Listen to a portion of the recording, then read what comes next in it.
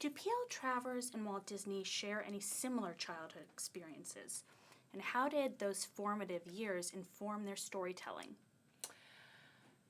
That's a lovely question because they did, of course, have difficult childhoods. Walt Disney had an abusive father and a violent father whom he loved very much. And P.L. Travers had an alcoholic father who was emotionally abusive, whom she loved very much. So they were both wounded children and carried those wounds with them for life, but they dealt with those wounds in very different ways. And one of the great pieces of kind of collective artistry about this movie, which has been such a joy to make, is the poster, because the poster is the two characters, but the shadows of the characters are Mary Poppins and Mickey Mouse. And there's something so truthful about that, because to me, the creation of those characters was of vital importance to the survival of those two people. And they kind of take the wounded child, the characters take the wounded child by the hand and slowly and gently try to draw them out into the light and say, you know, it's all right, the world is safe, really. You know, those characters made the world safe for the wounded children inside those two artists. Do you believe that it's an extraordinary feat that this movie actually got made, given the difficulty of P.L. Travers to relinquish the rights? Well, it was indeed a great feat because it took him 20 years to get the rights.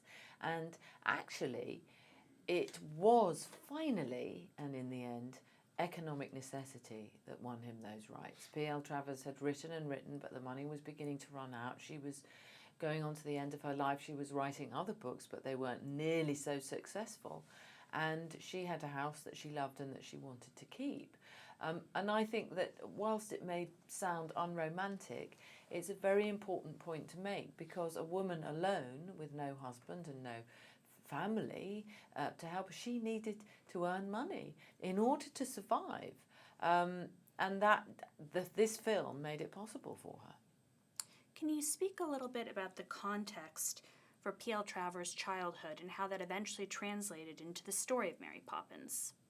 Well, her childhood was spent in Australia.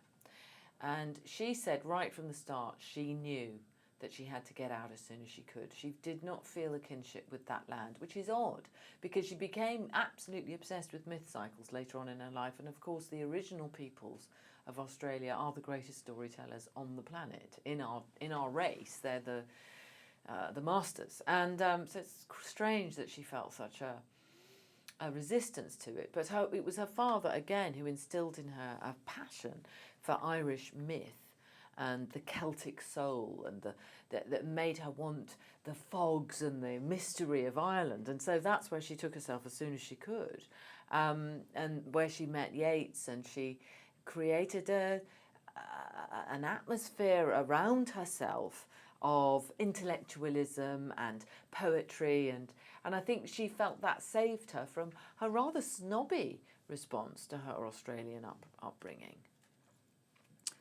How is the film related to the challenges of fulfilling creative passions, both in the film and in life? The filling creative passions. Fulfilling. Oh, the fulfilling creative passions. Well, they're both. Do you know what I think? I think that both of them were fundamentally inconsolable, and that's what fuels you, because once you're okay, you stop creating. I think you have to keep going. If you take a very extreme example to illustrate what I've just said, you take the great writer Primo Levi, who was in one of the concentration camps, who wrote, and as soon as he stopped writing and couldn't write anymore, he committed suicide, because it was the only way for him to survive. In a sense, and in a much milder way, Walt Disney was surviving that, creating all of those things that he created. He was surviving his childhood. He wouldn't have put it like that, but actually he's all the creators I know who keep on have this strange and fundamental inconsolability. That what I mean is that if they sit too long, the pain becomes too great.